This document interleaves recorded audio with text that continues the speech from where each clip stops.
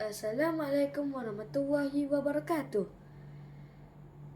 Kawan-kawan, saya Muhammad Hadi Zakwan dari kelas 6AK SK Agama Sibu ingin menceritakan tentang kisah pemotong kayu yang jujur.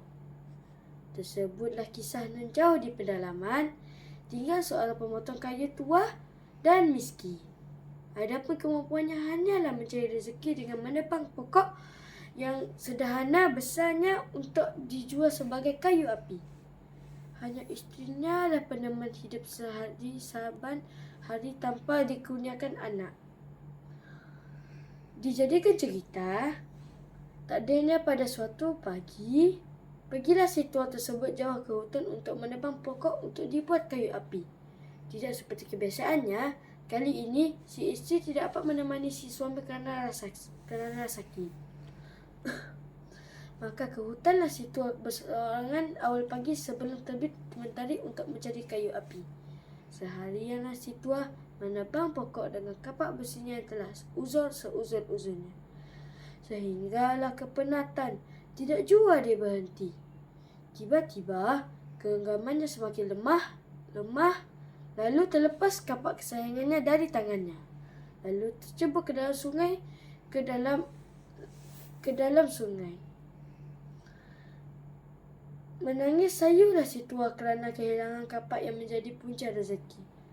Hendak terjun mencari takut disambar arus.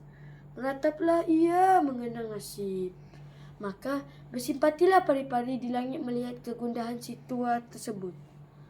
Lalu turunlah ia bertanya, "Wahai orang tua, kenapa bersedih hati?" Dengan nada perasaan takut dan terkejut beramati benar-benar, maka tahulah dia si pari-pari telah turun ke bumi menyapakan, lalu diceritakan apa yang berlaku.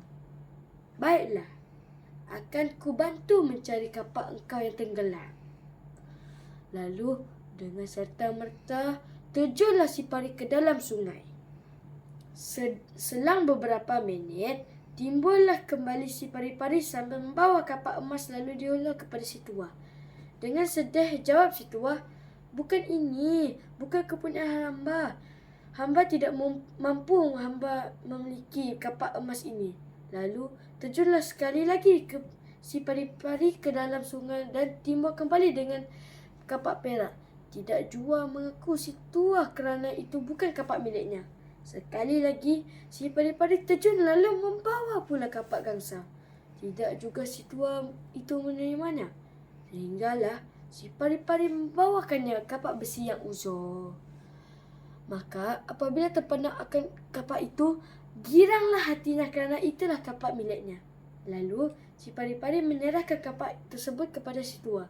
Sebagai balasan kejujurannya, kapak emas, perak dan gangsa turut dihadiahkan. Pulanglah si tua dengan hati yang gembira.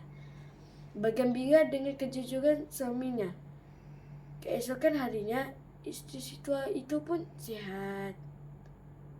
Nilai murni yang kita dapat dari sini ialah bertanggungjawab mencari rezeki, tabah dengan segala dugaan, jujur dengan hak kepunyaan sendiri, sabar menghadapi cabaran. Wabillahi taufik wal hidayah. Wassalamualaikum warahmatullahi wabarakatuh. Sekian dari saya, Hadi Zakwan dari kelas 6AK.